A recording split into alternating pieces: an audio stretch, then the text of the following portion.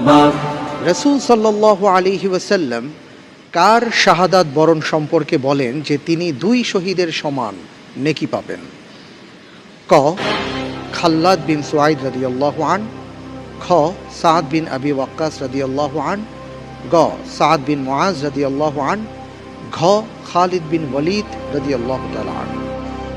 যে আমি প্রশ্ন উত্তর হিসেবে বেছে নিচ্ছি ক খাল্লাদ বিন সুয়াইদ রাদিয়াল্লাহু তাআলা আনহু। লক করে দেব? জি ইনশাআল্লাহ।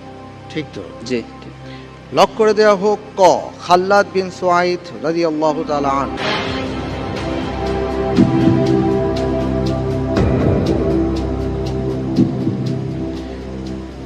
তিনি কোন যুদ্ধে শাহাদাত বরণ করেছিলেন? তিনি বনি কুরাইজা যুদ্ধের পরে একজন ইহুদি মেয়ে, ওই চাকি পাটার চাকি যে আমরা বলি আঞ্চলিক ভাষা, আচ্ছা, ওই চাকি চাপা দিয়ে তাকে মারছিল এই খাল্লাদ বিন সুয়াইদ রাদিয়াল্লাহু তাআলা আনহুকে। বনু কুরাইজার যুদ্ধে একজনই শাহাদাত বরণ করেছিলেন।